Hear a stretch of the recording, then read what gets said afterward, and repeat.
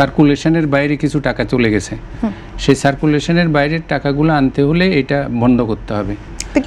Normally সাময়িকভাবে বন্ধ করার মানে হলো এটা অ্যাকচুয়ালি সাময়িক না, এটা হলো টোটালি বন্ধ করা।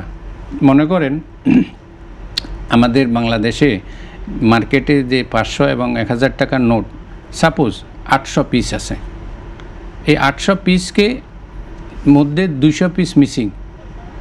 এই সরকার তখন বলবে কি 2 মাসের মধ্যে তুমি যাদের যাদের কাছে আছে সবাই এখানে টাকাগুলো জমা দাও।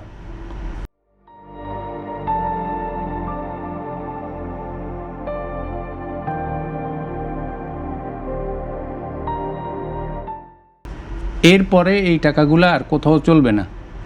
তাইলে হবে কি, আমার কাছে যদি লুকানো টাকা থাকে আমি সেই টাকাটা উইথিন লিমিটেড টাইম, ওনারা যতদিন বেঁধে দিবে সেই বেঁধে দেওয়া টাইমের মধ্যে আমাকে ওই টাকাগুলো ব্যাংকে জমা দিতে হবে, অথবা আমাকে এগুলা ডেস্ট্রয় করে ফেলতে হবে।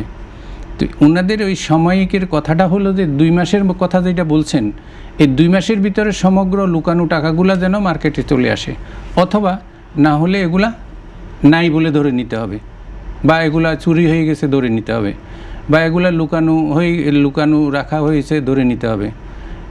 এটাই হলো মূল উদ্দেশ্য, কিন্তু সাময়িকের কোনো কথা না। কিন্তু এটা যখন করবে, যখন ব্যাংকে তারা টাকাগুলো নিয়ে আসবে, তারা তো ইন এক্সচেঞ্জে অন্য নোট নিয়ে যাবে, তাহলে আমার তো অন্য নোটের সরবরাহ বেশি লাগবে তখন। ওনারা তো সমস্যাটা এটা না, যারা লুকায়িত টাকা বলছে, আমিও মনে করি যারা লুকাচ্ছে তারা কিন্তু বড় নোটেই লুকাবে, তারা ছোট নোট কিন্তু লুকাবে না, তারা লুকাবে 1000 টাকার নোট।